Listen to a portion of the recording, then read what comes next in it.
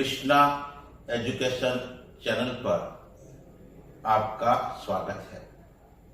आज की वीडियो में हम भारत के दूसरे प्रधानमंत्री श्री लाल बहादुर शास्त्री के बारे में संक्षिप्त में और महत्वपूर्ण जानकारी प्राप्त करेंगे। तो शुरू करते हैं वीडियो को। लाल बहादुर शास्त्री का जन्म 2 अक्टूबर 1904 में मुगल सराय उत्तर प्रदेश में हुआ। उनके पिता का नाम शारदा प्रसाद श्रीवास्तव था। उनकी माता का नाम राम दुलारी था। उनके पिता प्राथमिक विद्यालय में एक शिक्षक थे। सब उन्हें मुंशी जी कहते थे। बाद में उन्होंने राजस्व विभाग में लिपिक की नौकरी कर ली। परिवार में सबसे छोटे होने के कारण शास्त्री जी को सब नन्हे कहकर पुकारते थे। जब वे 18 महीने के थे तो उनके पिता का निधन हो गया और उनकी मां अपने पिता हजारीलाल के घर मिर्जापुर चली गई। कुछ समय बाद नाना भी नहीं रहे। उनके मौसा रघुनाथ प्रसाद ने उनकी मां का बहुत सहयोग किया। ननिहाल में उन्होंने प्राथमिक शिक्षा प्राप्त की। उसके बाद उनकी शिक्षा हरिश्चंद्र हाई स्कूल और काशी विद्यापीठ से हुई।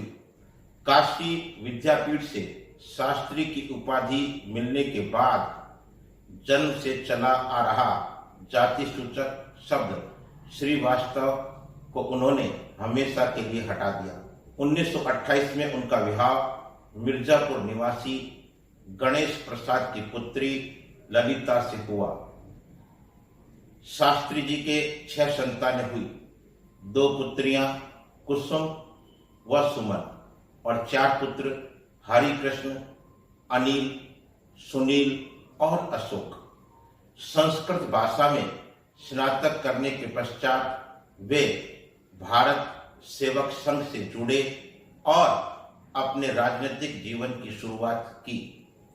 स्वाधीनता संग्राम के जिन आंदोलनों में उनकी महत्वपूर्ण भूमिका रही, उनमें 1921 का असहयोग आंदोलन, 1930 का दांडी मार्च तथा 1942 का भारत छोड़ो आंदोलन प्रमुख है।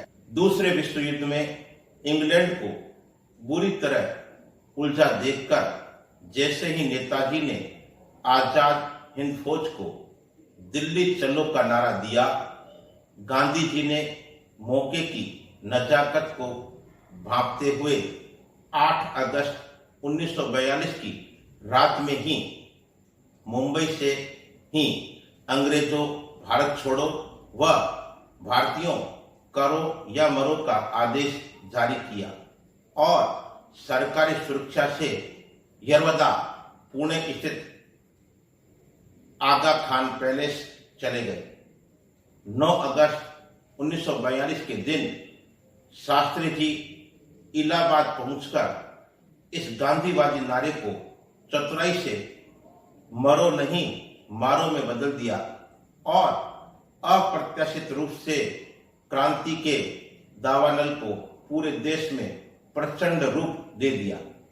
पूरे 11 दिन तक भूमिगत रहने के बाद 19 अगस्त 1942 को शास्त्री जी गिरफ्तार हो गए।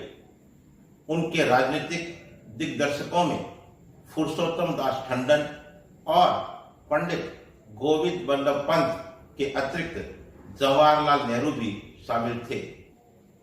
भारत की स्वतंत्रता के बाद वे यूपी में संसदीय सचिव बने और पुलिस और परिवहन मंत्री भी बने। मंत्री रहते उन्होंने पहली बार महिला कंडक्टरों की नियुक्ति की थी। अपनी साफ सुथरी छवि के कारण जवाहरलाल नेहरू की मृत्यु के बाद 9 जून 1964 को भारत के प्रधानमंत्री बने और 11 जनवरी 1966 को ताशकंद समझौते के बाद तड़के 1:30 पर उनकी मृत्यु हो गई। वे प्रधानमंत्री के पद पर 1 वर्ष 216 दिन तक रहे। उनकी अंत्येष्टि पूरे राजकीय सम्मान के साथ यमुना नदी के किनारे की गई। उस स्थान को विजय घाट का नाम दिया गया। उन्होंने जय जवान जय किसान का नारा दिया। 1966 में मरणोपरांत उन्हें भारत रत्न से सम्मानित किया गया। आज के वीडियो में बस इतना ही। वीडियो को लाइक करें, चैनल को सब्सक्राइब करें और वीडियो को ज्यादा से ज्यादा शेयर करें। धन्यवाद।